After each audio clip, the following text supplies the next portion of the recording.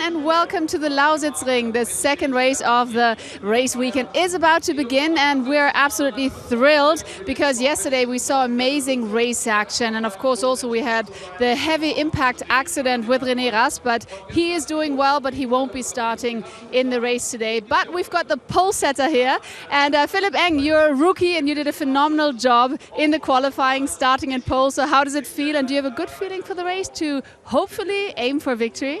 Yeah, that's a great goal, of course. I was touching it yesterday. I was leading the race for a couple of laps, but then I eventually got overtaken. I hope this is not the case today. I could get used to this side because nobody in front is always great. But we just did the first step, and now it's about to get the result in the race. All right, well, best of luck for the race. Thank you very much, Phillip. And now to the commentator. So Phillip then did all the hard work in qualifying and has indeed put that rookie BMW pole position for only the third race of DTM for 2018. Hello, good afternoon. Welcome to the Lausitzring for day 2 of this DTM race weekend, and race 2 is about to get underway. 55 minutes plus 1 lap. Phillip P1, and alongside is Pascal Vowel, who will be going from P2 on the grid ahead of Gary Paffett, who is P3. So there was lots of drama in the race yesterday, and as we have just heard, thankfully Rennie Rast is perfectly okay, though he will not be starting the race today. Didn't take part in qualifying, clearly, with the car sustaining very significant damage. That car was not repaired overnight. However, the Jamie Greene and Nico Müller car, which collided right at the start of the race, did get repaired. This is Lloyd Duval then. His qualifying time of 1:38.884. And Lloyd Duval goes from P17 on the grid with his Audi RS5 DTM. And Jamie Greene then, who was one of those involved in the dramas yesterday, colliding with Nico Müller, meant that he was not able to even do one completed lap. But pleasingly, Rennie Rast is perfectly okay. And now I'm here with Rennie Rast. Obviously, we all still have the pictures in our heads from your heavy impact accident yesterday. And again, the question I have to ask is, how are you feeling and how are things? Very similar to yesterday. I don't feel any pain, just some marks in my face. But in general, I'm very happy to be here today without any pain. I think the car did an amazing job and just absorbed all the energy, all the forces of my body. So I'm very happy to be here, and hopefully the next days will continue like that. We're very excited that you're feeling well. That's the most important thing. But I've got to ask, you're not starting in the race. Is that because the team couldn't fix the car in the short time, or is it because the doctor said it's better not to? It's just a precaution, let's say, situation, because yesterday evening it wasn't sure if I have some internal damage in my body. So they decided I have to stay one night in the hospital. And in case something happens inside my body, they could react. And then we decided, okay, if you have to stay in hospital for one night, it doesn't make sense to race the next day. And that was the decision. I think they could have maybe fixed the car, but in general, the health is much more important. So we decided to stay in hospital and go on the safe side. All right, well, we're hoping the car's going to be superb till Budapest. You've got 2 weeks, I'm sure it'll be fine. Thank you very much, Rennie, and back to you. Well, yes, great news that Rennie Rast, the DTM champion, is perfectly okay. Nico Müller then, he was the car that stalled on the grid yesterday, which Jamie Greene collided with, and an awful lot of work went into getting both that car and also the Jamie Greene car back out on the grid for today's racing. So Audi working very, very hard to get those cars back out onto the grid. So you can just see the BMW bank car and Bruno Spengler there. There is the BMW of Augusto Farfus. Augusto Farfus going from P12 on the grid, the Brazilian driver. His qualifying time of 1:38.710. 1:38.710 for Augusto Farfus, the BMW driver. Chief of Mercedes-Benz DTM is, of course, Uli Fritz. And I'm here with Uli Fritz. So the race is looking good for you, obviously, with P2 and P3. The sun is shining, so do you think it's going to be a sunny, good day for you? Yeah, hopefully. I mean, we have, I think, 5 cars in the top 10, so it should be pretty a good position to go for the race. But we have seen pretty much yesterday that nearly everything can happen in DTM, and we just try to focus and get the most out of it. Well, best of luck. Thank you very much, Uli Fritz. Back to you. As Uli Fritz says, just about anything can happen in DTM, and often does. Here comes the starting grid then for race 4 of the season. Phillip Eng, the rookie, goes from pole position with Pascal Wehrlein alongside him P2.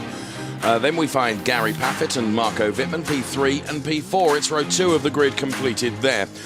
To row 3, it's Mike Rockenfeller, and yesterday's winner, Eduardo Mortara, is going from P6 on the grid. Another rookie, Joel Ericsson. He goes from P7, and Lukas in car 22 is alongside with Daniel Khadiyah and Timo Glock occupying the 5th row of the DTM grid. It's Bruno Spengler and our Gustaf going from P11 and P12. And then we find Nico Muller and Robin Frins on the 7th row. It's Paul Arrestor and Jamie Greene going from P15 and P16, and bringing up the rear of the grid, it is Lloyd Vowel going from P17. So that's the way the grid shapes up. All the cars in qualifying covered by just 0.8 of a second. That's how close qualifying is in DTM, and we know just how close the racing can be. And the thousands of expectant fans here at the Lausitzring are looking forward to that race. And a slightly longer Lausitzring circuit than we have usually used. More about that in just a mo. Let's hear from BMW first. Yes, I'm now here with Rudi Dittrich, and obviously for BMW it's looking splendid because you've got your best man right here in pole position, Phillip Eng. Very impressive for a rookie. He's really done great racing there. So with 4 BMW in the top 10, got a good feeling, right? It looks very good, I have to say, indeed. A very impressive weekend from Phillip so far. He drove a very intelligent race also yesterday. So let's see if he can duplicate it today. And also let's see if we can bring Timo and Marco and the guys forward in the race. Let's see. But the Mercedes also was strong. So it's going to be hopefully as interesting as the previous races this season so far. Well, we're all hoping for that. Thank you very much. Best of luck for the race, and back to you. As I was saying then, it's an elongated version of the Lausitzring circuit last used by DTM back in 2004. 4.5 kilometers rather than the 3.7 that's been used previously. 14 turns, 8 of them left, 6 of them are right-handers. And this is Lukas then, whose qualifying was perhaps not quite as far up the front as he expected. He will be going from P8 on the grid, banking a 138.5, giving him P8. And there is Joel Ericsson, who goes from P7. As I mentioned, the entire grid split by just 0.8. In fairness, it was all incredibly close in qualifying. Joel Ericsson then, the rookie driver, who had an astounding race in the second race at Hockenheim, banking a P4 place. What can he do today from P7 on the grid? Eduardo Mortara, of course, was victorious yesterday. He is going from P6 on the grid. He won the race yesterday. The first time he'd won the DTM race with Mercedes-Benz. Of course, he moved manufacturers to Mercedes-Benz a season or so ago, and Edo taking his first victory for that mark in the first race here at Lausitzring yesterday. Mike Rockenfeller, his quali time, a 138.376. At one point he was top of the table, but got knocked down to P5 in the end, so it's a P5 start for the number 99 former champion Mike Rockenfeller. In his Audi, he's going from P5 on the grid here at Lausitzring. Marco Wittmann, two-time champion then. The qualifying time, a 138.283 from Marco Wittmann, puts him on the second row of the grid. He's going from P4. Offset grid here, where the inside line is where P2, 4, 6 are. And Gary Paffett is going from P3 on the grid. Gary Paffett, again, another one of those drivers who had an outstanding Hockenheim race, taking the win in race 1, then P3 in race 2. He banked some points yesterday. It was P9, so Pascal Wehrlein just sneaking ahead of him during qualifying. Pascal Wehrlein, the former Formula 1 star, will be going from P2 on the grid. But as we know, Phillip Eng is on pole position for race 2 here at Lausitzring.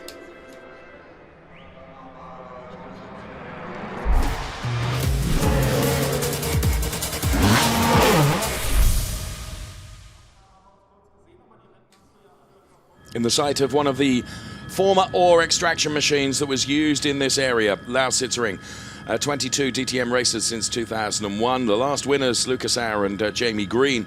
7 victories for Audi, 1 for BMW, 14 for Mercedes-Benz, who have been the dominant brand here at the Lausitzring. Some tracks suit some cars better than others, of course.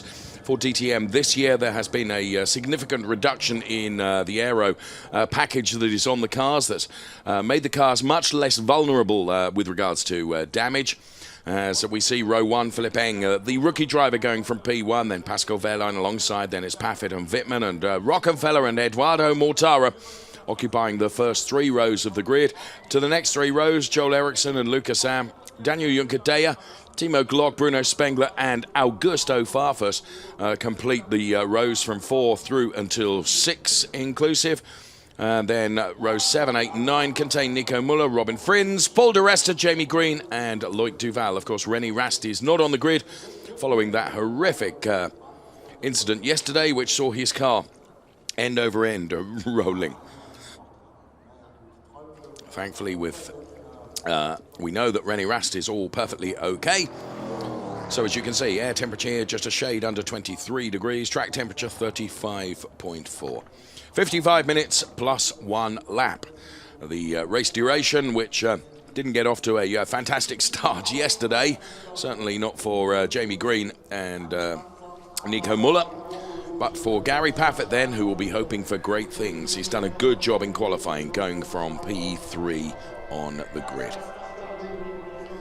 Pascal Wehrlein then, as I mentioned, former Formula 1 star, back into the DTM and making his presence felt already. Pascal Wehrlein is going from P2 on the grid, having banked a P5, a P6 and a P8 in the 3 races so far. But what about this man? Phillip, the Austrian driver, new into DTM for this season.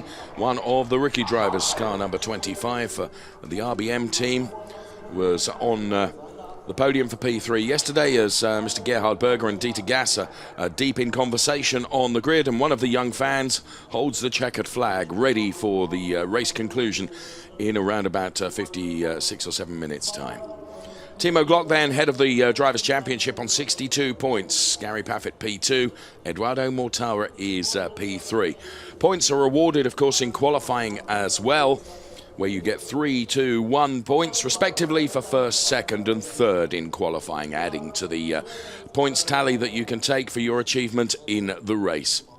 And those points gained in qualifying can and are crucial when it comes to the end of the championship, the end of the year, in terms of where you sit in the Drivers' Championship. Rennie, of course, banked the most points as Uli Fritz walks out of the garage, takes a look at his watch, and for the team chiefs of the various brands in DTM, it's always a tense time right at the start of the race, but Mercedes-Benz with a phenomenal record here at the Lausitzring are looking forward to another phenomenal achievement for that brand in race 2. Let's see if they can deliver. So Eng and Wehrlein on the front row of the grid. Toto Wolff then also here from Mercedes-Benz to the right-hand side of your picture. And Dr. Mario Thiessen, nice to see him in the paddock here and in the BMW garage, of course. And BMW also having done a very, very good job in qualifying, particularly with their rookie driver, Phillip Eng. So, we have 1 minute to go. I will introduce you to my race summariser in just a moment. It's Alex Torrell joining us once again in Race Comms, and we're delighted to have him alongside us. So the fine trophies that are up for grabs here at the Lausitzring, I have to say the trophies that were presented on the podium yesterday were some of the finest I've seen, and so now it's just 30 seconds. And Stefan Moser from Audi is on the pit wall. As you can see, the clock above the lighting gantry counting down the seconds for the formation lap to get underway, where it's crucial for all the drivers to get the cars set up into the perfect position to launch a perfect start. So with just 8 seconds to go before the start of this formation lap, bang on time, let the cars roll. And sure enough, they do.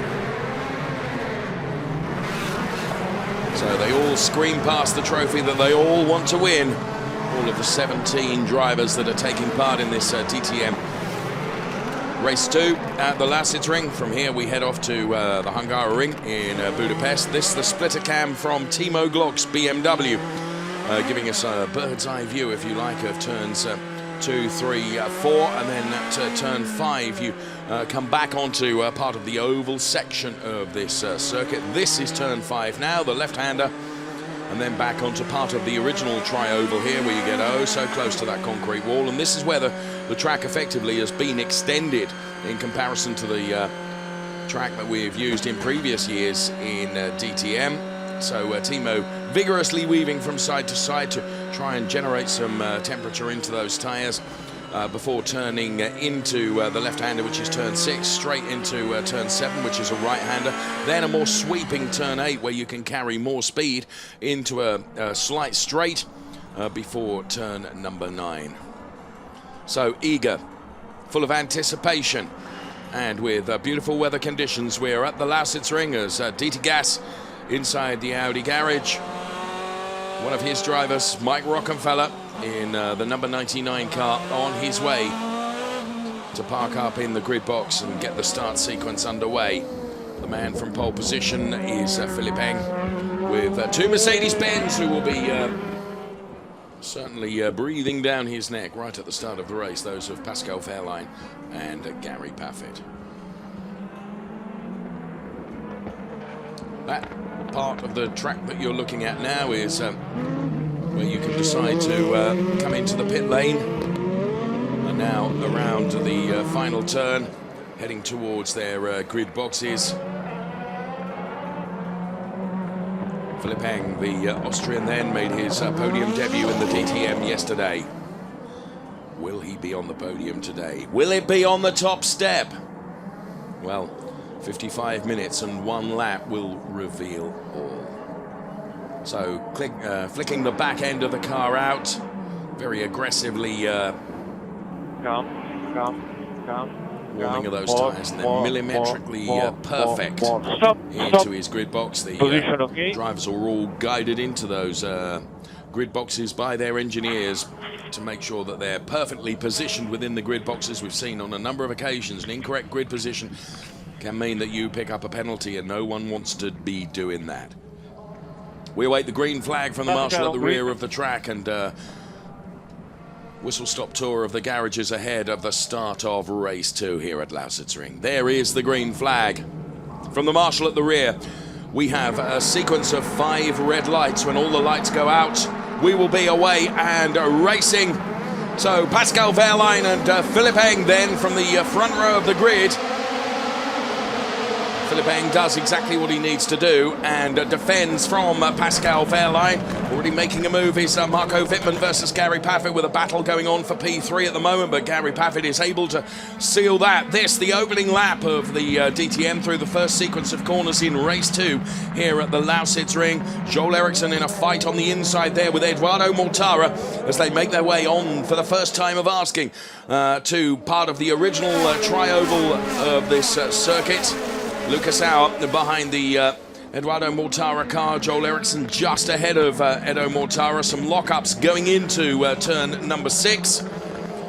Side by side they go through, and now the sweeping turn 8. Phillip got it all seemingly under control. Do bear in mind there's a mandatory pit stop to come as Paul Arrestor is on the outside of Nico Muller.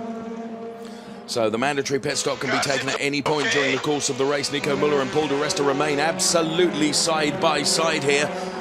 And Paul Arrestor on the inside of Nico Muller, but around this sweeping turn, if Nico Muller can keep his foot in, but he isn't able to do so. So Paul Arrestor then finds himself ahead of Nico Muller. Good overtake there by the Mercedes driver. So as the cars snake through and make their way back out onto the original oval with 1 lap beckoning to be put in the book. Already 1 car dives into the pit lane. I'm pretty sure that was Jamie Greene. This is how close you get to the concrete wall. And we're on board with Lausitzring.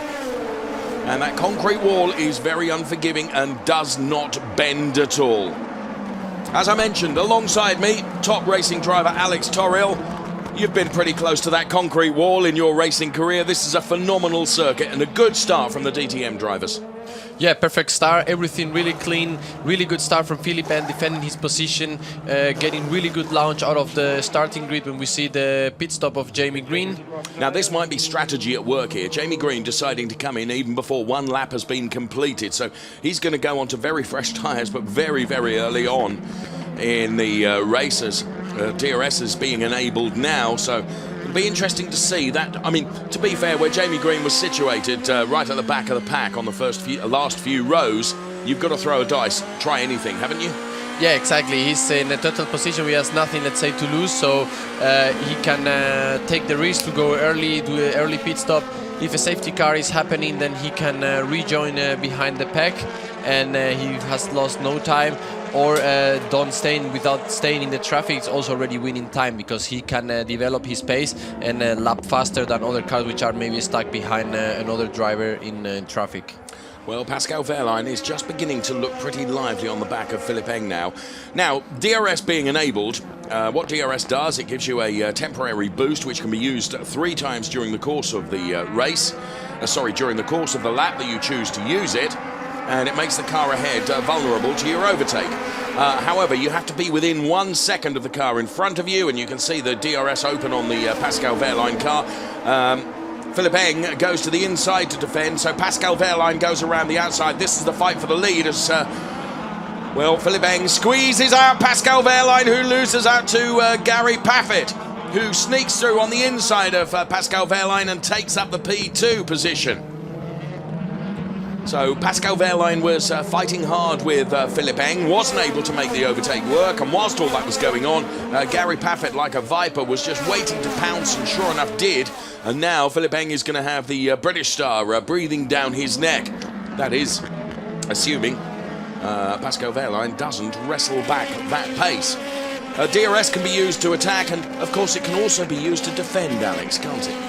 Yeah, exactly. We see it right now, the replay, really good defending maneuver from Phillip Eng, keeping on the inside, stopping the car and denying the opportunity to Pascal Wehrlein to get past. And of course, the bigger winner of this situation was Gary Paffett, who could pass his brandmate Pascal Wehrlein on the inside of corner 2 as he got a better acceleration out of the first corner. Very close they were too, and it was a great onboard shot of Gary Paffett using his left foot on the brake. All the drivers adopt this left foot braking. Now you can see on the graphics to the left-hand side of your screen how many DRS laps are available to the drivers. And Gary Paffett now for sure will be using DRS. He does open the window, and this is where Phillip Eng will become vulnerable to Gary Paffett, and Pascal Wehrlein will always try and take advantage as well, but Paffett gets the move done even before turn 1. Phillip Eng under investigation for potentially pushing Pascal Wehrlein off the track. Do you know what? I think it was just really, really close racing, but nonetheless the race stewards will take a look at that. But the new race leader is the British driver Gary Paffett then, who of course now Phillip Eng will have DRS available to him. So what Gary Paffett needs to do, Alex, in this lap is try and open up a gap of a second, doesn't he, so that no one can come back at him with DRS. Yeah, exactly. He needs to try to open the gap, and we see again Pascal Wehrlein now trying to get past Phillip Eng on the new part of the racetrack on turn number 6. Phillip Eng getting a black and white flag for presumably or forcing Pascal Wehrlein off the racetrack. I think I'm with you, Dave. I think it was room enough for racing, and this is the way you need to defend when you have DRS. It's totally free to the driver to maybe squeeze the brake or let the car brake a little bit longer if you are parallel side by side, and deny a little bit the other driver to get you the switchback or the position. At the end of the day, I think that's why he's got a black and white flag. It's only a warning, isn't it? It's a small warning, so nothing to worry about. We see nevertheless Phillip losing some rhythm. Maybe it's because we were talking on qualifying before, his strategy of not pushing too much at the beginning to save some tires and then maybe come back, because that was his, as his already mentioned himself his small mistake yesterday. He pushed too much at the beginning, then he was struggling to keep the tires towards the end, so maybe he's doing the opposite strategy today. We will see towards the end of the race. Well, Gary Paffett has really opened up quite a margin of 1.6 seconds. So basically that means Gary Paffett, or rather Pascal Wehrlein, has not got DRS, as Phillip Eng is under strife and pressure now from Marco Wittmann. And Marco Wittmann, who is in the same manufacturer brand as Phillip Eng. Marco Wittmann trying to get past. Eduardo Mortara is trying hard. So too Joel Ericsson and Mike Rockenfeller. And of course Timo Glock is on the back of that little train of cars there that are all fighting over what is now that P3 position. So Paffett then has broken the DRS window for Pascal Wehrlein. Wehrlein does not have DRS to go after Gary Paffett, and equally so, Phillip Eng doesn't have DRS on Pascal Wehrlein. So now we see places being traded here. Mike Rockenfeller with Eduardo Mortara and Timo Glock going through. So Rocky losing out on a couple of places there. He tries to come back at Timo Glock now as they head into this turn. But Timo Glock is able to shut the door. Lukas tries to come around the outside.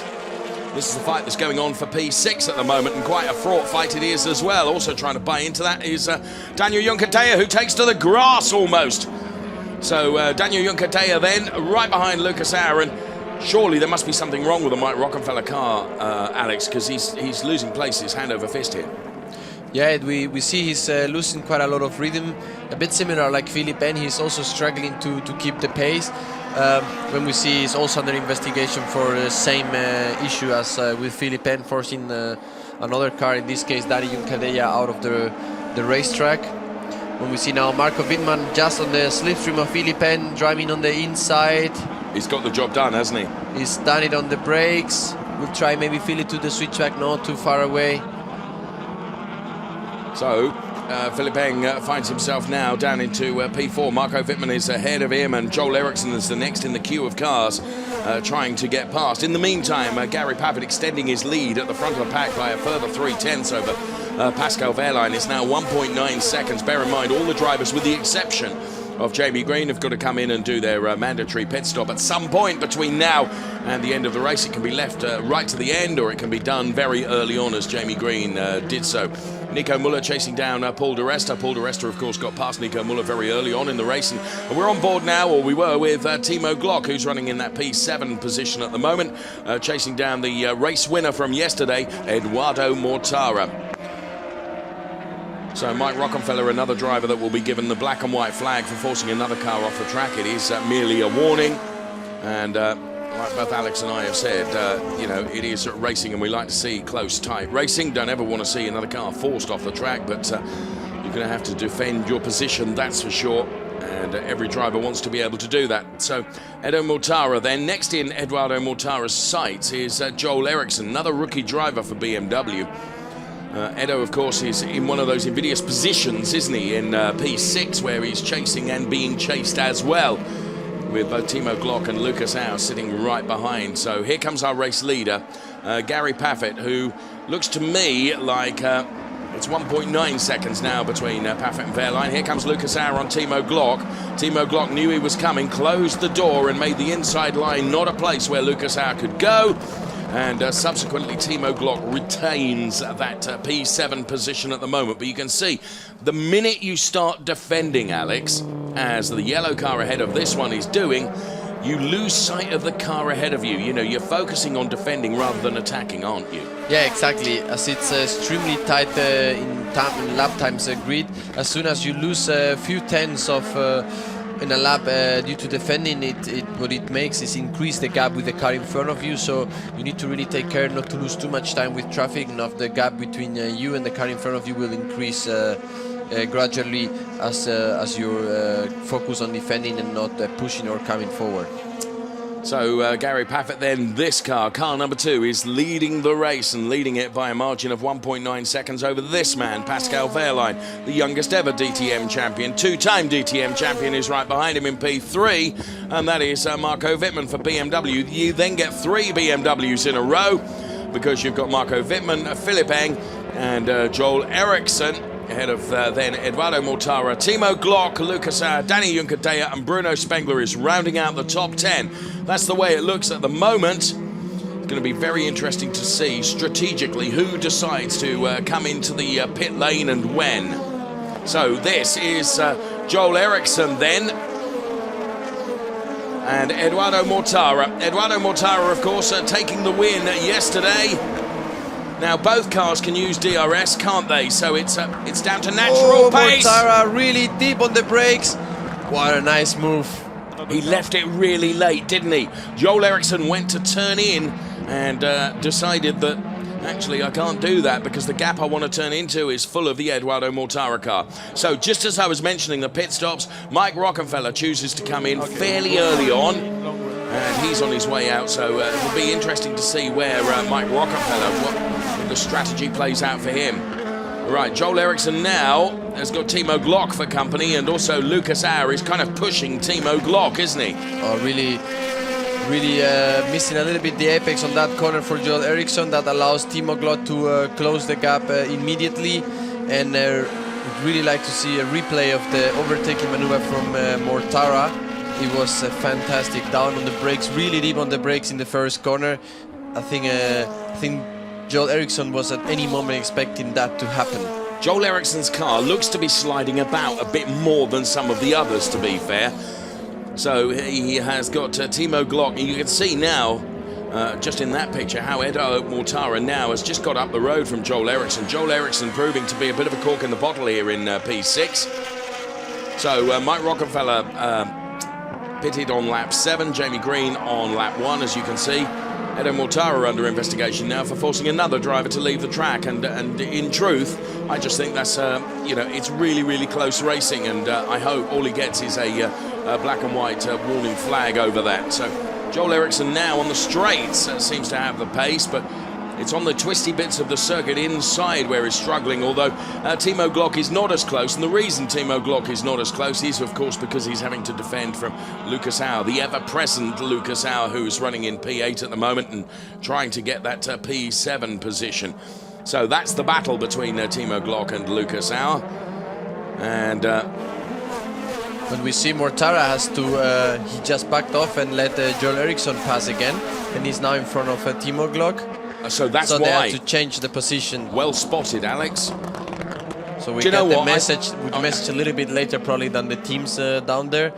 But to be honest, I think that's out of order. That's sorry. It's not, in my opinion, as you said, it's not a fair penalty, because it was a totally fair overtaking maneuver. It was perfectly done, and there was not even a single little bit of contact, I think. So that's racing, that's close racing, and it's how it should be. Well, we will perhaps see a replay of that, but I think that's a pretty harsh penalty for Edo Mortara, truthfully. But there we are. It is racing, and that's what it's all about. So all of a sudden, Edo's got to do it all over again because he's been pushed back to that P6 position. So he's chasing Joel Ericsson once again. Got 40 minutes of the race remaining, and only 2 of the drivers thus far have pitted. We're on board with Timo Glock, who himself now is, rather than chasing Joel Ericsson, he is chasing Edo Mortara. In comes Nico Müller then. And this is interesting. Mortara gets a black and white flag in addition to having changed the positions. So it's under observation. We have a train of cars coming in because Paul Arrestor is in, Nico Müller is in, and now Gustaf is coming in as well. So pit lane speed limit observed, and the cars make their way down the pit lane now. Nico Müller stops. The team go to work on the car, the apt team.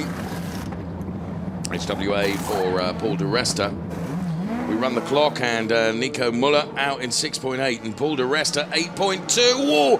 He only just gets out ahead of Nico Müller. Bit slow pit stop for Paul Arrestor. I wonder if they'll look at that and consider that an unsafe release. I don't think so, because Nico didn't have to lift, did he? That didn't look like. Must see small replay, but he wasn't. I have to say the Mercedes was not the fastest pit stop. No, you're right. So now, to remind there, everyone goes out on cold tires. So the first few corners or first lap, it's a bit difficult. Grip lever is not as high as when the tires are warm. And that's because tyre warmers since, last season have been banned, haven't they, from DTM? So you're absolutely right, Alex. But when they come in for their mandatory change, the tyres have not been pre-warmed, so they go out on cold tyres. And yesterday, you described it to me as like driving on ice relative to a tyre which is up to temperature. Yeah, it's a completely change of grip. It feels like a really, really bad grip situation. Of course, the tire is made of a lot of chemical parts, and they need to be warm, to work well together, to stick to the ground, to stick to the tarmac. And as we see now, Mortara trying to regain that position again with Joel Ericsson. Again, deep on the brakes. Ericsson dives to the inside. And now it's Timo Glock on the inside of Joel Ericsson as well, and same does Lukas'Auer. Look at this, almost three abreast. Lukas'Auer, look at that, all the way around the outside of two of them, maybe three of them. Look at that, what brilliant driving from Lukas'Auer. Joel Ericsson squeezed towards the wall.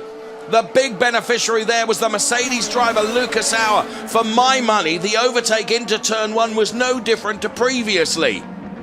Yeah, as we see Joel Ericsson, the biggest loser of the situation, losing more position and now having even a teammate or brandmate, well, teammate actually, because they race for the same team, Bruno Spengler just behind him, making also some pressure.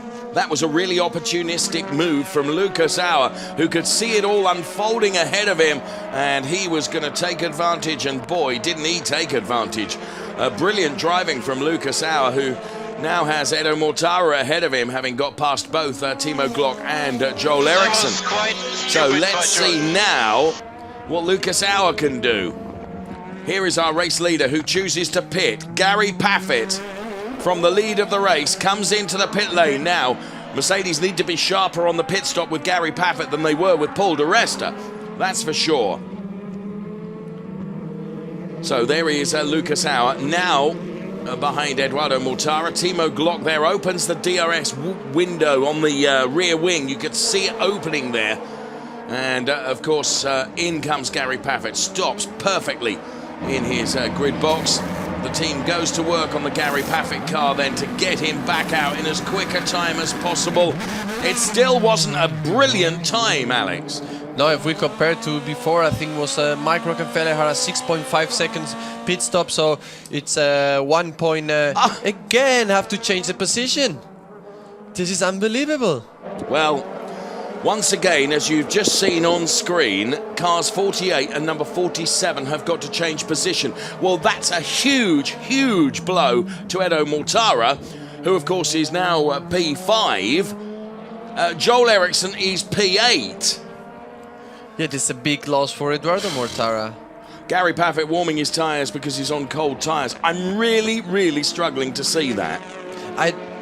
I cannot see from a driver perspective point of view, and completely objective, it makes no sense. It's a perfectly executed overtaking maneuver, deep on the brakes, of course. And this first corner is like this on a Lausitzring. We've seen every overtaking maneuver, so strict. We see now Mortara have to be back off. He has to let Lukas'Auer past, he has to let Timo Glock past, and I'm now actually waiting for Edo Mortara radio to come because well, of he course, must be really angry. He loses out. Talk about from heroes to zero. I mean, he took the race win yesterday, and you can see how frustrated he is as he. Whoa! There's very nearly a touch between Edo Mortara and Khadiyah as they come into the pit lane. Also under investigation is Paul di Resta for an unsafe release. I did wonder whether it was that close. You can see how frustrated Eduardo Mortara is at having to do this, and he just lost the car there. I don't know whether he actually intended to come into the pit lane at that point. Would you have said? Yeah, I think we just shortly hear the radio. Probably was a short call. Okay, he lost the brake. Oh, what a shame. So he lost the brake, so he's now forced to do the pit stop. But this we see, it's like I said, he must be so angry.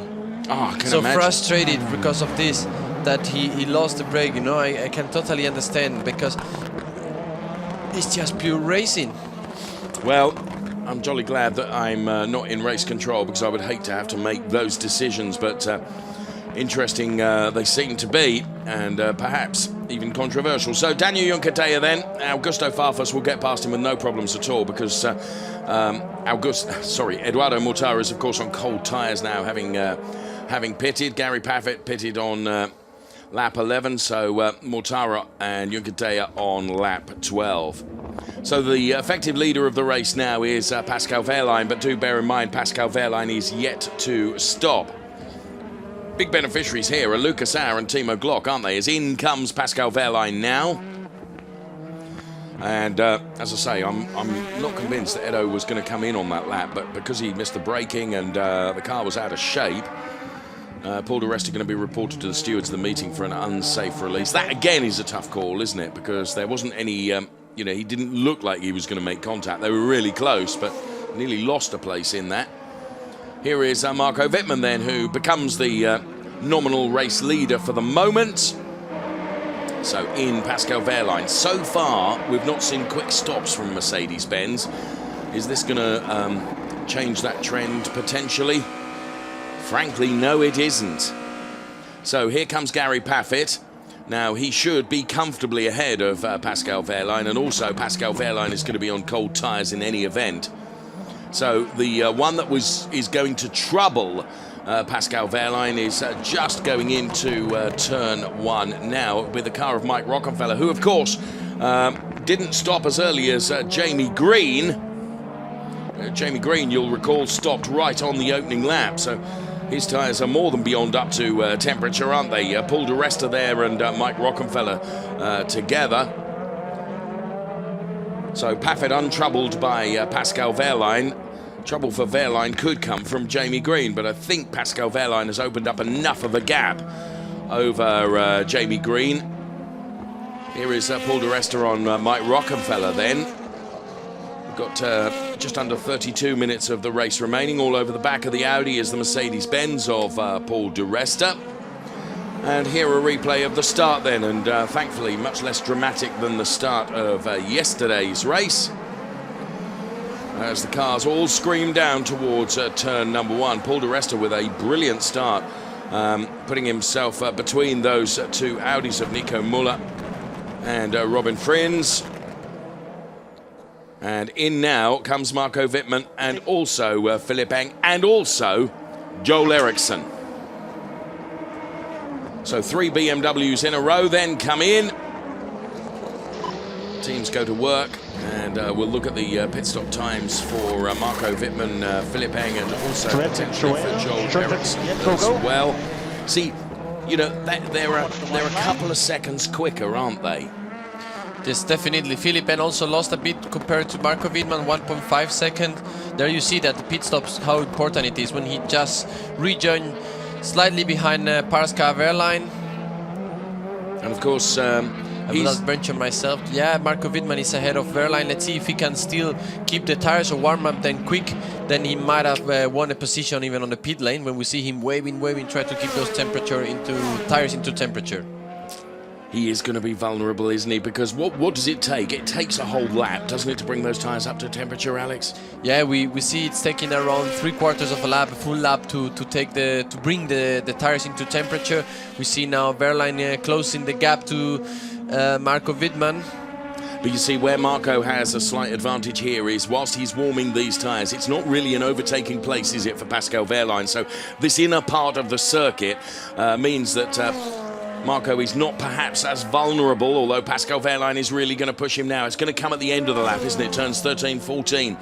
So we'll keep our eye on this battle then. It's Marco Wittmann in the BMW on new tyres. He's just pitted. Pascal Wehrlein pitted a lap earlier on lap 13, so his tyres will now be up to temperature, so that may well mean, particularly with the DRS assist as well, that he is going to be vulnerable to Pascal Wehrlein, as in comes Timo Glock now. So Timo Glock down the pit lane, the speed limiter is in and on, and it seems like an age before you reach the box.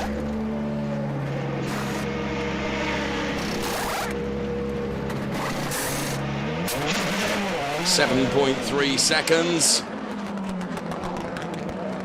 So here comes Timo Glock to rejoin the race, and he'll slot in behind Mike Rockenfeller, but will be vulnerable to Nico Müller, who's behind him, because Nico Müller, his tyres are up to temperature. So Timo Glock now, this is where Nico Müller needs to try and find his way past Timo Glock, probably in the entrance to turn 6, but he's not quite close enough.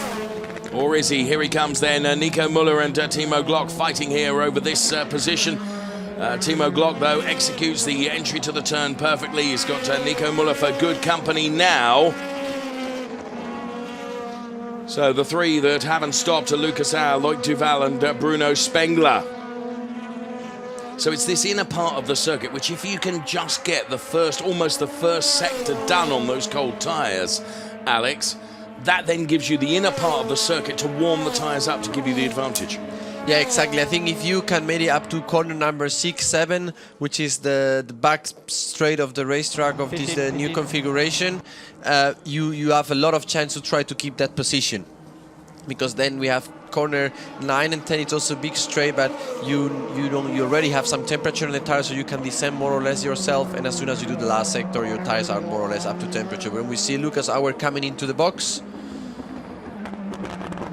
So the nominal leader then becomes Lloyd Vowel and Bruno Spengler in P2, but that of course is a pre-pit stop.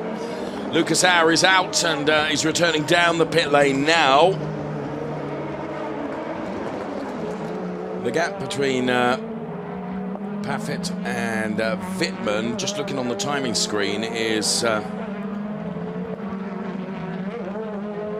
let's see, we'll wait for the next lap round before Paffett, he went in on lap 11, so his tyres are effectively 3 laps older than those of Marco Wittmann, who went in lap 14. Nico Müller now on Lukas, and Joel Ericsson there as well. Joel Ericsson will try and find a way past, but now Lukas has sort of closed the door onto this inner part of the circuit. We go on board with Joel Ericsson. This now becomes ever more difficult, doesn't it, to try and get past the car in front, because the overtaking opportunities on this section of the circuit through turns 8, 9, 10, 11, 12, it's much, much more difficult. Yeah, exactly. This is a really high downforce part that the cars is really hard to stick behind. You lose some grip because of the car in front of you. It's denying some downforce. And then, of course, there is no place where to make the movement, and you need to wait for the straight, and especially because of the DRS, to try to make that movement, especially it's right to left, left to right. So it's difficult to point the car and prepare an overtaking maneuver, unless the car in front of you does a mistake. Yes, of course. In comes Bruno Spengler then. So that means the last car to pit is going to be Lloyd Vowel. So in the BMW driver, Bruno Spengler. Team go to work on his car. Let's keep the clock on it. 7.1 seconds as there up the inside goes Robin Frins on Augusto Farfus, and returning out on track comes the car of Bruno Spengler now. So Nico Müller ahead of Lukas. Joel Ericsson not been able to find a way past the number 22 Mercedes-Benz. And we have 25 minutes of the race plus 1 lap remaining. Lukas just showing his nose to the inside of the Nico Müller car as they turn in off turn 6, around turn 7 now, and head towards turn number 8, which is a much more sweeping left-hander, as you can see. And the most frustrated driver, of course, Amaldi'our, is but a further car behind this pack. Lukas again looking at the inside, but he's not close enough, and if anything, it's more just to unsettle, or try and unsettle Nico Müller ahead of him, but he hasn't been able to do that. So this is Gary Paffett, and you can see the gap between Paffett and Wittmann is changing lap on lap, Alex. So I made the point that Gary Paffett's tyres are 3 laps older than Marco Wittmann's. Is that enough to give Wittmann the grip necessary, or the longevity in the tyres necessary over the remaining 24 minutes to try and get hold of Paffett?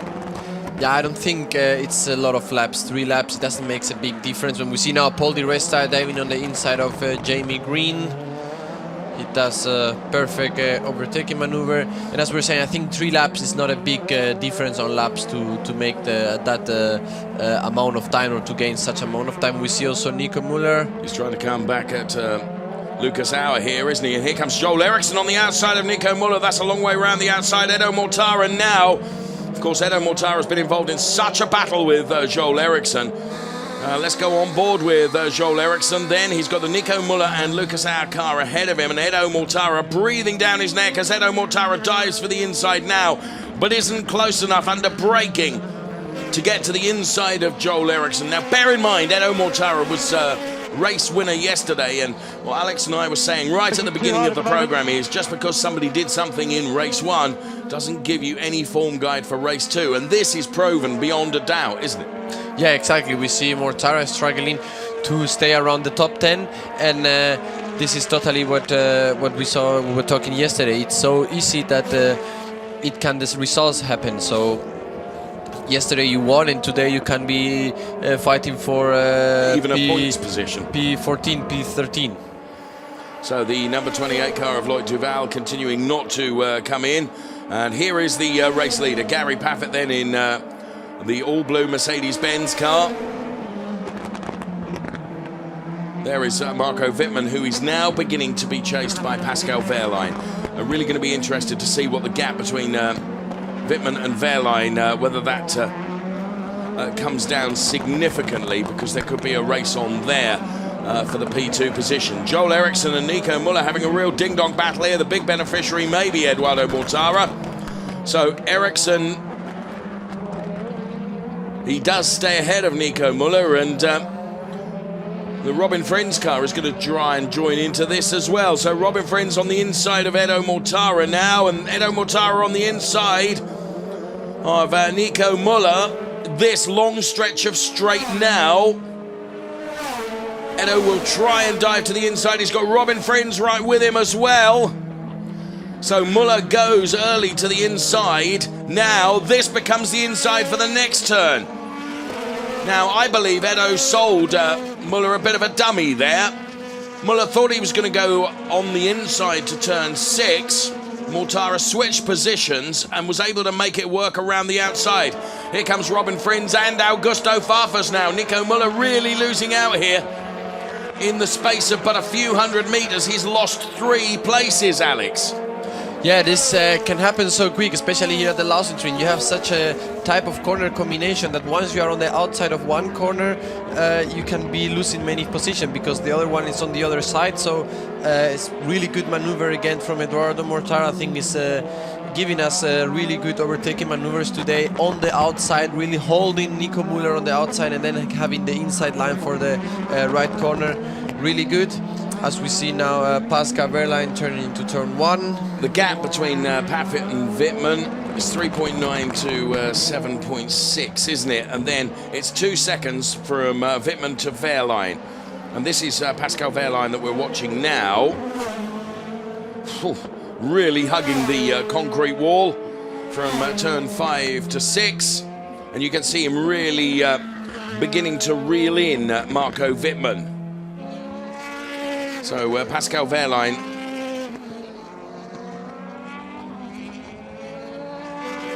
and Marco Wittmann involved in this battle, which is effectively for P2 in the race. Lloyd Duval is showing on the graphics as being P1.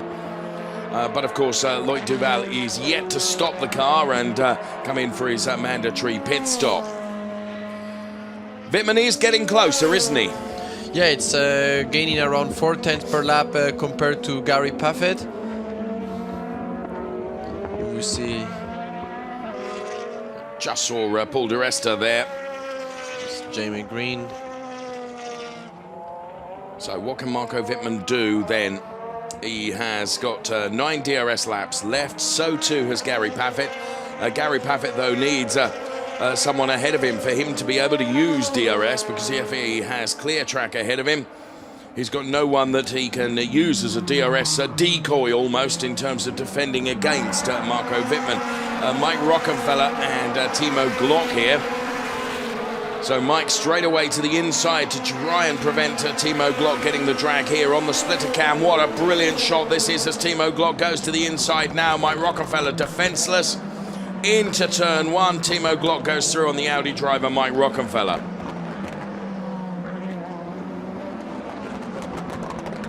So the effective order then is Paffett, Wittmann, Wehrlein, Arrestor, Greene and Phillip down there in P6 when you take out Lloyd Duval in the factor. This was Timo Glock from a different camera angle then, bouncing his way down the straight here at Lausitzring and going through on turn 1 on Mike Rockenfeller. This is an even better angle because we're on the splitter cam of Timo Glock's car.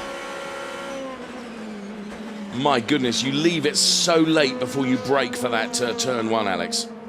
Yeah, it's one of the bigger points of these DTM cars. They have so much aerodynamic that they allow you to, when you drive, to brake really late, to be really deep into the corners with the brakes, and that's really amazing. If we could do a taxi lap or a lap in one of these cars, when we see Lloyd Duval, the last car missing to go into the box, doing so right now, you will be incredible. You will be amazed at how late you can brake. You feel like you're gonna crash. The corner is coming and the car is not reducing in speed at all. Exactly, the car is not reducing the speed. So right, now we get back to the real race order then, because Lloyd Duval was leading the race, but of course he was in for his mandatory pit stop, which is taken now. So that means that we return to the real race order, which is Paffett, Fitmin, Wehrlein, Arrestor, Greene, Phillip, Timo Glock, Mike Rockenfeller, and Lukas and Joel Ericsson.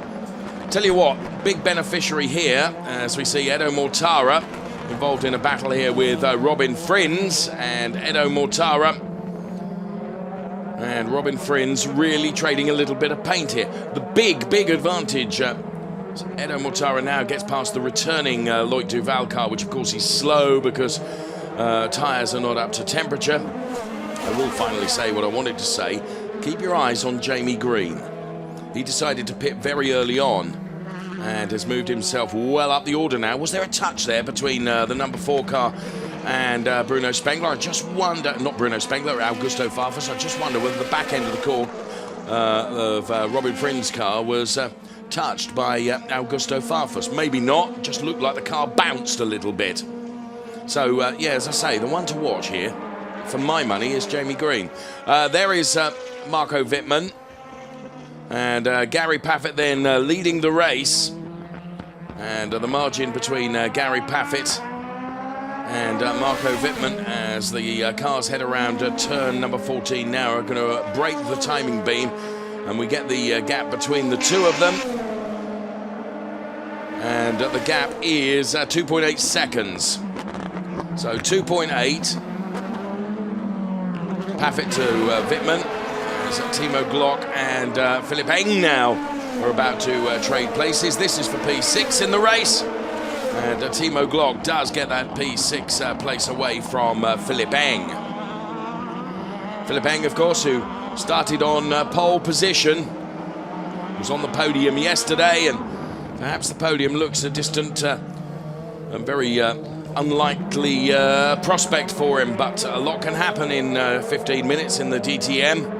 Paffett leading from Wittmann. In the championship then, this would send Paffett to the top by 1 point over Timo Glock. It was reversed coming to Lausitzring. Glock was a point ahead of Paffett.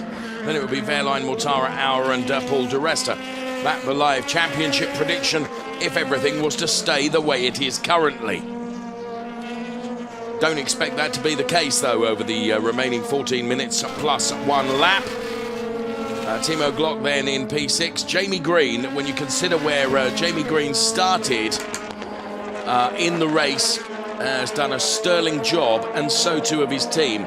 That strategy of coming in very early on has obviously reaped rewards for Jamie Greene, because he's up to P5. Being chased now by Timo Glock. Jamie Greene has got Paul de Resta fairly distant ahead of him. Right, last time around it was 2.8 between Paffett and Wittmann. Let's see what the live gap is now as Gary Paffett crosses the and breaks the timing beam. 2.5, so 3/10. Yeah, it's slowly chipping away. Marco Wittmann from Gary Paffett. This might lead us, if it stays like this, in maybe with around 7 minutes to go, it will should lead us to a battle for the first position when we see again Phillip and Timo Glock fighting for for the sixth position of the race. Phillip struggling to find the rhythm since the start. He did a really good start, really good first 2 laps, and then he struggled to find the rhythm with the pit stop, and still struggling to keep the same rhythm as the car in front, and it's losing slightly some position and some time. You've called that exactly right. For whatever reason, he just can't seem to get into the groove, can he? After saying that, he is of course running in P7. To give you a roundup, it's as you can see on the left-hand side of your screen, it's Paffett from Fitmin, Vowel, Arrestor, Greene, Glock, Rockenfeller, Amaldi'our, and Joel Ericsson rounding out the top 10. Eduardo is out of the points in P11, having been penalised a couple of times of having to give positions back following charges that were deemed to be somewhat unfair. 2.5 seconds. I have to say the gap looks less now. So Marco Fitmin quietly going about the job here of trying to reel in Gary Paffett, the British driver. Again, as they break the timing beam, let's see where it's at. It's gone from 2.5 seconds between the two of them to 2.2. It's been fairly consistent, 0.3 of a lap. Marco Fitmin is quicker than Gary Paffett. So your prediction is it's going to be for the final 5 minutes of the race that he should be on terms. Yeah, it should be in around 4 or 5 minutes. So with 60 minutes to go, he should the gap completely done. But we always know, and this is racing, you first need to arrive and then you need to get past. At the moment, Fitmin has still 9 DRS, same as Gary Paffett, so this is something he can use into... This is how Gustaf fighting with Lloyd Duval, and they're fighting over that P13 position. How Gustaf, the young Brazilian driver who is fighting for that place with Lloyd Duval. So can Lloyd Duval do it now? He's going to have to go to the outside of Gustaf going into this turn. Carries just a little bit more momentum, but the BMW driver places the car exactly in the right place. And, Lloyd Duval has got Bruno Spengler right behind him as well. So the gap at the front is down to 2.2 seconds with 11.25 minutes plus 1 lap remaining in this DTM race. We're live from the Lausitzring, about midway between Berlin and Dresden. So Jamie Greene and Timo Glock then. And again, Timo Glock is reeling in Jamie Greene. Now, I said about the strategy that Jamie Greene used. Of course, he pitted very, very early on in the race, didn't he? Yeah, he pitted just after the first lap of the race. So he has already 26 laps on his tires. But looks like the strategy was pretty much working. He's now probably struggling for the last few minutes. It's normal, it's a lot of lap on those tires. But looks like the Audi was working well till the moment. So let's see if he can maybe keep a little bit the pace and manage to close the race at least in a top 10 position. Well, he's got Phillip now for company because Timo Glock has gone through. And of course, whatever happens, you know, Jamie Greene will look at this and consider where he started. And, you know, wherever he finishes, if he finishes in the points, it will be a very good strategy that has paid off for him. Yeah, definitely. Starting from back of the grid and coming into top 10, it would have been a perfect result for him, especially since this year that he didn't have the best start of the season with the not too good result in Hockenheim and also yesterday DNF. He has had a torrid start to the season, hasn't he? It was a P19, a P17, a DNF to the record. Now, Joel Ericsson is out of DRS. So too out of DRS now is Timo Glock. So you only get a certain amount of DRS usages, a certain amount of laps that you can use DRS. And those drivers, you can see the indicator on the left-hand side of your screen tells you how many DRS laps are left available. The gap between Paffett and Fitmin has come down, although on that occasion there was no increase. It's 2.1 seconds. So Fitmin, when he lapped a couple of laps later, didn't he, than Gary Paffett? 3 laps later. So can Gary hold on for the remaining just under 9 minutes, plus 1 lap from the charge of the BMW driver Marco Wittmann? Yeah, you said now it looked like the gap stabilized a little bit, but it's still nothing said. I think it's also important if Marco could reach to be just within a second, then he gets the DRS possibility. This will decrease the margin or the gap between both drivers reasonably. But he's still lapping now, similar lap time, still chipping really tiny bit away, but maybe not enough to close the 2 seconds gap. Daniel Khadiyah ahead of Augusto Farfus. And there, Augusto Farfus now being reeled in by the Lloyd Duval Audi. So Augusto Farfus in the BMW, Lloyd Duval in the Audi there, running in P14 and P15. Daniel Khadiyah now P13, Robin Frins ahead of them in P12. And then it's Edo Mortara before we get into the points-paying positions, which is rounded out at the moment by Lukas, who is running in P10. 7 3/4 minutes left. Timo Glock then, you can see the red indicator means that he has no DRS left available to him. And Phillip has got 8 laps worth of DRS, so Timo Glock could become very vulnerable to Phillip, who may be able to wrestle that position back from him. We will see.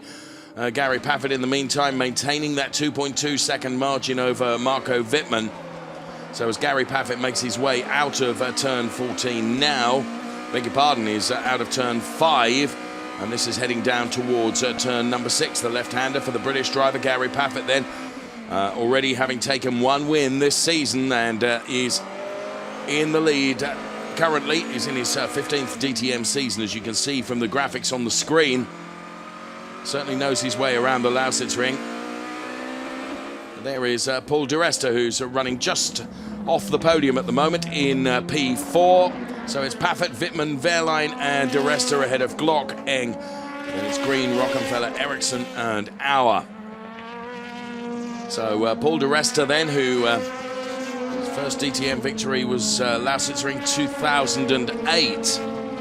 I think the victory might be a big ask for Paul di Resta this afternoon. Though, of course, you can never tell what's going to happen ahead. So, Paffett, Wittmann, Wehrlein, di Resta. So there is the Marco Wittmann car that is chasing down Gary Paffett. But at the moment, Gary Paffett is managing the gap perfectly. 2.2 seconds. Marco Wittmann then 77 DTM races. And, of course, champion on 2 occasions. So, if anything, Paffett has increased the gap between himself and Marco Wittmann by 1/10, which is fantastic for Gary Paffett. He's able to manage this perfectly. And the top 3 all really spread out now. Paffett to Wittmann to Wehrlein. And whatever Marco Wittmann is able to throw at the Mercedes-Benz ahead, he's not reducing the gap now. It's stabilized to that gap between them. Phillip has still not been able to get onto the back of Timo Glock, reinforcing the fact that the balance in the Phillip car perhaps not quite as he would like it to be, because he does have DRS available to him and Timo Glock has got none. Augusto Farfus being chased now by Bruno Spengler. This is for P15 and P16. And behind them is Nico Muller, who is running in P17. So Gary Paffett leading, Marco Wittmann P2, and Pascal Wehrlein P3. Going to take a look at some of the best overtakes that we've seen in the race so far. We've still got 4.5 minutes of the race still to come nonetheless. So as we just momentarily look on the pit wall, try and listen into the conversation. So Timo Glock and Phillip then, and as I said, Phillip clearly the balance of the car, given that he has DRS deficit, he has DRS advantage to Timo Glock. Timo is obviously much happier with the balance in his car, and Phillip he's getting closer now, and This is the first time he's been within shouting distance of Timo Glock. The Glock has been able to manage this absolutely perfectly. So let's take a look, as I promised, at some of the best overtakes that we've seen in this race so far. Well, this was Gary Paffett on Phillip, and Pascal Wehrlein lurking behind as well. And we can see it on board from Gary Paffett. So repeating some of the best overtakes that we've seen. This was Paffett then putting himself at the head of the field over the BMW driver Phillip. And then this from Lukas on the Mike Rockenfeller car. Timo Glock had already gone through, and then Lukas taking advantage as well and getting very, very close. But all the way around the outside, he took Timo Glock there, and Joel Ericsson too in his chase up towards Eduardo Mortara, and Timo Glock coming back, and the cars were very nearly three abreast. Joel Ericsson having to yield there. There was a huge lock-up to come, as you can see, and Joel Ericsson, great shots from inside the car. This was Marco Wittmann on Phillip. And that has put Marco Wittmann into contention, that's for sure. Let's go back to the live now. And all of a sudden, Marco Wittmann has reduced the gap over the last 3 laps. It's gone, look, from 2.3, 1.8 now to 1.5. So he's within 5/10 of being having DRS available to him. But we are running out of laps because we've only got 2 minutes and 10 seconds plus 1 lap remaining. Gary Paffett is going to be, well, a lesson in how to make your car as wide as possible, I would think, as he tries to defend this P1 position. Here comes Robin Frins on Lukas. And Lukas with the switch back here. We've seen him go round the outside, but not able to do it on this occasion. Robin then puts his car ahead of Lukas, relegating Lukas to a non-points paying position. So the car's all screaming past the concrete wall then, and here comes Eduardo Mortara on Lukas now up the inside, and easy job done for Eduardo Mortara, who I should think at the end of the race will feel pretty hard done by. So Paffett and Wittmann, to be fair, both of them running a bit wide there. Yes, just looking out of the window from our commentary booth, I could see Phillip also almost touching the grass out of the corner number 9. He was struggling there. He lost a little bit of gap compared to Timo Glock. When we see now Paffett passing the straight line, the gap is 1.7. He's managing this perfectly, Alex, isn't he? He's managing the gap. It's 2 laps to go, so the clock needs to go to 0 plus 1 lap. So it's definitely not a good thing for Marcos, that as he cannot use the DRS. We see now Paul Di Resta getting on 4th position, Glock, and as we said, Phillip and losing also a little bit of a margin compared to Timo Glock, 1.6 seconds. So he will not also be, he won't be either on a DRS window. 1.4, 1.3, maybe on the last lap, Dave. It's possible, but he's got to get closer, hasn't he? And at the moment, I think the 2 cars are so evenly matched. It's either that or Gary Paffett. Let's be honest, he's a hugely experienced DTM racer. To me, it just looks like he's managing it absolutely perfectly, doing everything he needs to do just to keep himself enough ahead so that Marco Wittmann is not able to challenge him. Marco Wittmann is going to need the DRS assist. Paffett tends not to make mistakes. So over the sector line, it's still 1.5, you see.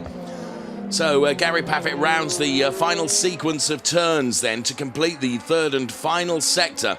And when he crosses the timing line, he will have 1 more lap to do.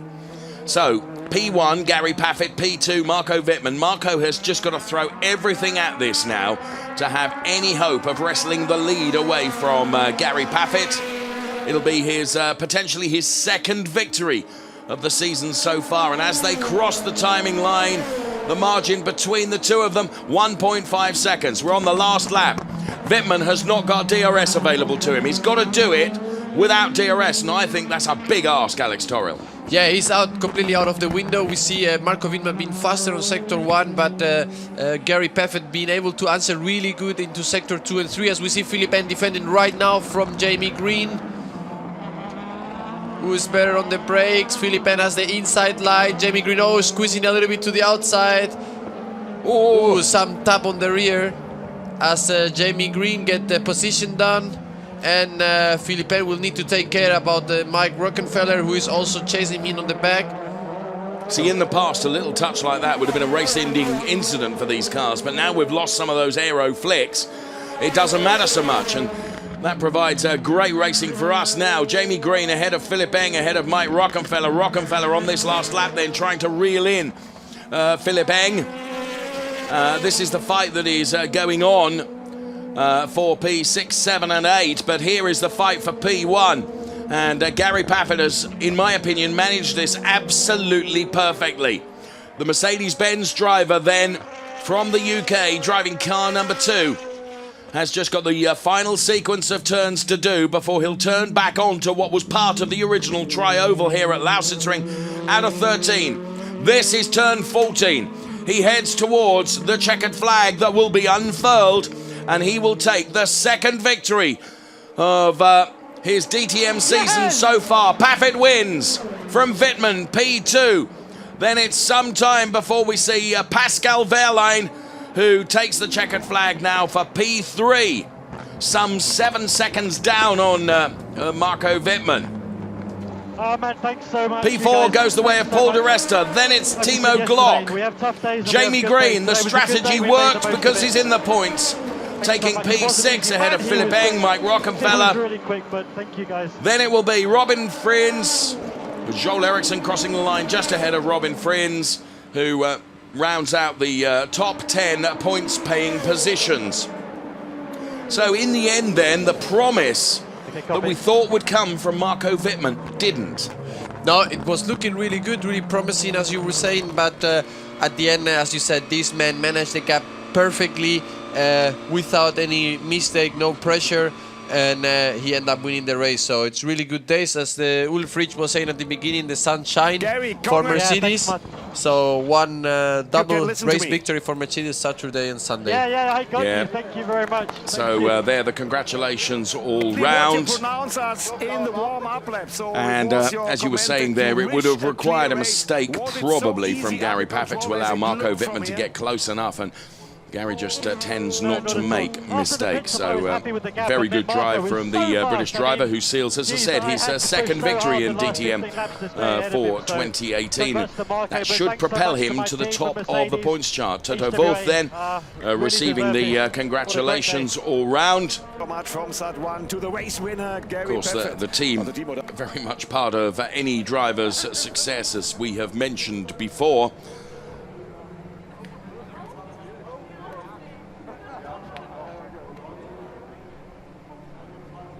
So Gary Paffett, Marco Wittmann and Pascal Wehrlein will be the drivers we see on the podium, and their confirmation that after 34 laps, it's Paffett, Wittmann, Wehrlein, Arrestor, Glock, Greene, Rockefeller, Ericsson and Robin Frins rounds out the top 10. The rest of the order you can see.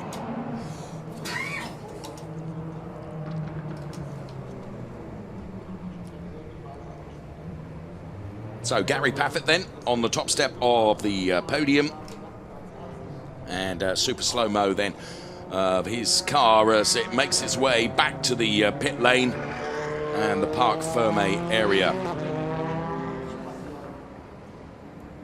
So this, the race-winning overtake then, as he made his way past Phillip and into turn 1. Very early stages of the race, but Gary Paffett knew he had to get past the BMW driver, Phillip, and he did that. And from there on in, never looked like he was going to be in a position to be challenged. We did think it was going to come because the lap time was gradually improving from Marco Wittmann, therefore the gap was reducing between Paffett and Wittmann, but in the end it was not enough, and wasn't going to be enough. So Paffett then pretty delighted inside the car, and the team pretty delighted as well. Your buddy there with the big hair, what's his name, Alex? It's Spanish buddy Adrian is a really nice mechanic and friend, working since a few years. He's always personality of the his big hair of the paddock, since he's working in GT3 and DTM with his big hair and the yellow glasses. Good buddy. Yeah, no, good guy. One of the characters in the garages there, that's for sure. So Marco Wittmann gets out of the car. He gave it his best shot, gave it everything he possibly could. But in the end, it was not enough to unseat the British driver. So Marco Wittmann goes over to be weighed. And Pascal Wehrlein completes the 1, 2, 3.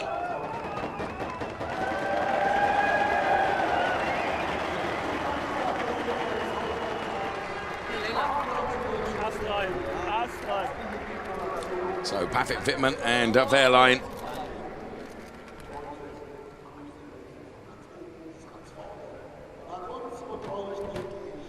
And the door is finally closed, and Gary Paffett can receive congratulations from Marco Wittmann and Pascal Wehrlein, as well as he is weighed. Ollie Kapfenstein there to the left-hand side of your picture, one of the PR team from Mercedes-Benz. We enjoy writing the releases that he has to following that race, that's for sure.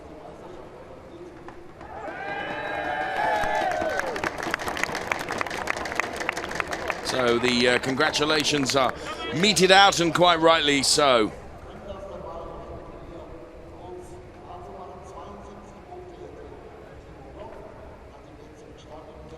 In the Drivers' Championship then, it's actually Timo Glock who leads now by 1 point over Gary Paffett. It could not be closer heading into the next round, which is at Budapest in just a couple of weeks' time. So Glock, Paffett, Wehrlein, the 1, 2, 3 in the points, but right at the top it's 72 points, playing 71. Timo Glock finishing in P5 and banking some very valuable points indeed. And there the celebrations.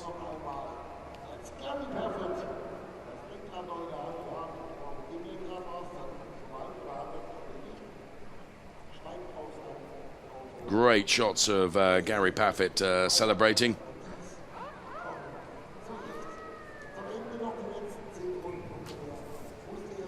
And the drivers will be hustled off to the podium. The podium celebrations to come. For that, the 4th race in DTM 2018. There, the 1, 2, 3 all together. Gary Paffett, Marco Wittmann and Pascal Wehrlein. So now the photograph's done and dusted, the drivers will be hustled off up to the podium. Do you ever consider as a racing driver, Alex, how long you take yapping before going up to the podium? You don't give one moment's good. Is it different? You're like poacher turned gamekeeper, aren't you? You know, we have definitely now no what it's rush. like. We have no rush. The organizers are always pushing us like, yes. Come on, go up, go up, go up. And we are all enjoying, making pictures, talking to the mechanics, family. Right. Well, interrupt you there because we're going to talk to the P2 driver, Marco Wittmann. I've got Marco right here, so congratulations, a fantastic 2nd place, and you've had a lot of podiums in your DTM career, but never here, so are you super excited? Yeah, definitely. I mean, it's quite funny to score my first podium in the season at Lausitzring, where I never had a podium so far. No, I have to say, we improved a lot over the weekend, and it's just great, especially at Lausitzring, to score finally a podium. And it was a tough race. I mean, starting from P4, a great fight with Phillip, and then I decided myself on the strategy to overrun Pascal to stop a lap later, because actually I was planned on the same lap than him, and that was actually our key to stay in front of him. And then I tried just to make my way to Gary. He was super quick. I think I closed the gap, but at the end was not enough. Could have gone maybe 10 more laps. Would have been maybe interesting. All right, thank you so much, Marco. And back to you, to the commentator. Okay, so he reckons he might have needed another 10 laps. Well, Gary Paffett then, some great shots of him celebrating his 2nd victory in 2018 so far. What more can he deliver during the course of this 2018 DTM Championship? Drivers that we're going to see on the podium are Gary Paffett, Marco Fitmin and Pascal Wehrlein. It's P1 for Gary Paffett.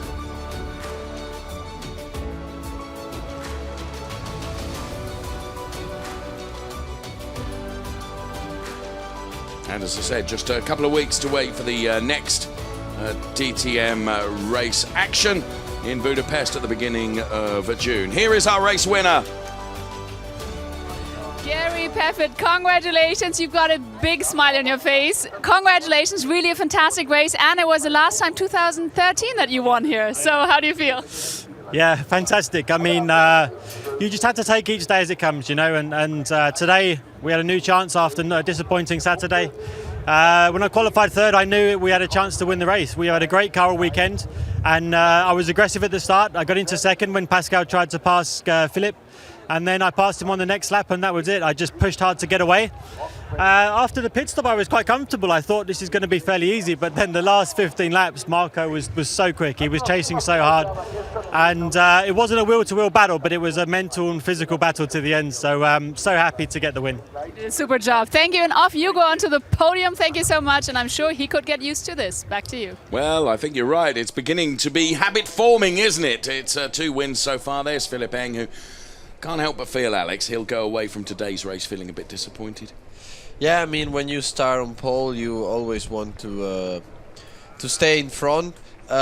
He didn't have the pace. He struggled to find the pace. Maybe the car setup, the temperature rise too much, and he struggled many things, the pressure. But anyway, he did a brilliant weekend. We cannot forget it's his second weekend at the DTM. Already his first podium, his first pole. So it's looking promising for him. He's such a good driver, and I'm really sure he will still give us some other surprises during the season. I think you're absolutely right. He is a class act, and well, we will see. It's been another learning experience probably for Phillip. There is our race winner, Gary Paffett, then making his way to the podium assembly area.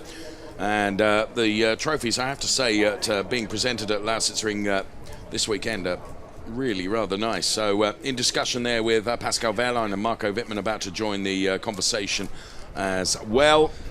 And those drivers heading off up to the podium, which is just a step away from where we are at the moment in just a moment or so's time. So, as I was saying, beginning of June, we're off to Budapest, the 1st to the 3rd of June. Make sure you don't miss that, because that Hungaroring circuit is another one of the circuits that can deliver some good race action, and we'll see what the DTM can deliver for us over that weekend. So the drivers take on some water, and we await the podium celebrations. And is it like a sense of relief, Alex, when you're behind the podium, waiting for the podium to start? You know you've done the best job possible, and by virtue of the fact you've achieved a podium, you've done well. Yeah, of course, it's such a moment of joy and happiness, and you know you've done a great race. Okay, sometimes you're standing on the podium and you maybe came from P1 to P3 and you're not feeling that good, but I would say 80% of the times or 90% of the time you are so happy. You are gonna get the trophy, the champagne, maybe your national anthem will sound, so it's always special. Gary Paffett on the top step of the podium then, and Marco Fitmin then on P2. And then for P3, of course, it is Pascal Wehrlein that we will see up there. And there is Pascal. Doesn't have quite as big a hair as the engineer that you mentioned, but he has got a new hairstyle for this season, that's for sure.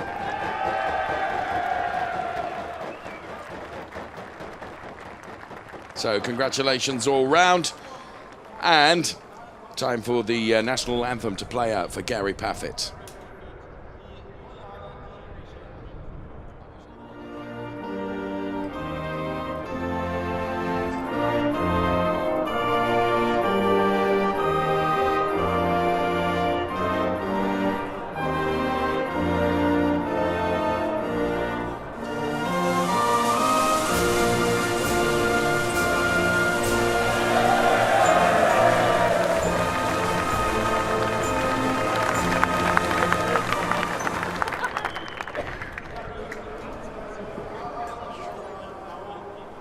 So the baseball caps go back on, and it's time for the trophies to be presented. As I said, prepare to be impressed, because I think these trophies are magnificent that the drivers will receive here at Lausitzring this weekend.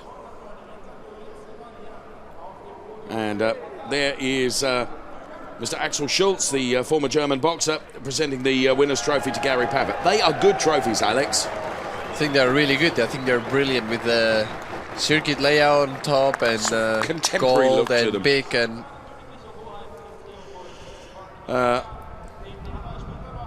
Leopold Prince von Bayern making the next trophy presentation. That, of course, to the team.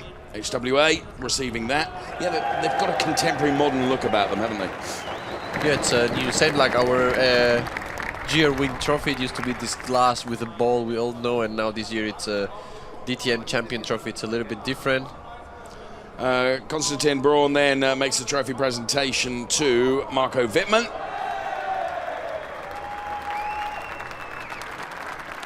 So P2 for Marco Wittmann.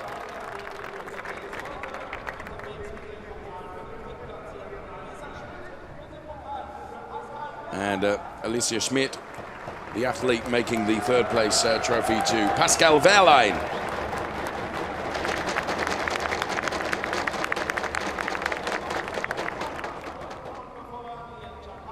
So the drivers will all hustle together now for the photographs. There is a sort of a step behind the podium. You used to see it where all the drivers were trying to hustle onto the top step of the podium, which if you...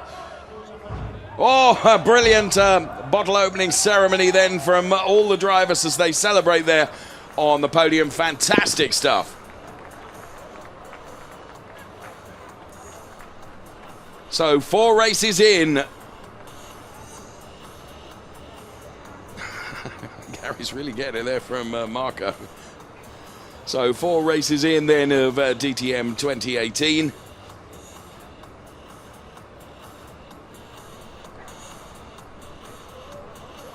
And as the trophies and the champagne leaves the podium,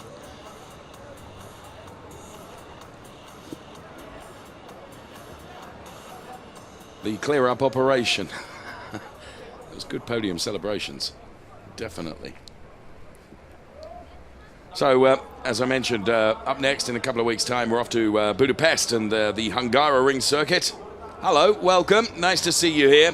Hope you've enjoyed the racing as much as we have. 2 more DTM races to come there, and from Budapest we head off to the Norrisring, that street circuit that delivers such incredible racing. Zandvoort in the dunes, then Brands Hatch as we go back to the UK, the home country of the winner today, Gary Paffett. Then the night racing in Misano, then Nürburgring, Spielberg, and then the grand finale at Hockenheim. So this was Marco Wittmann ensuring that Gary Paffett got an absolute soaking up there on the podium, but it was the soaking he deserved because he won the race in race 2 here at Lausitzring. What a phenomenal race we saw today. So much race action, fantastic maneuvers. All in all, it really was truly amazing here at the Lausitzring. And we're certainly looking forward to seeing you in 2 weeks at Budapest. So till then, take care. Can't wait to see you and hear the highlights. Enjoy.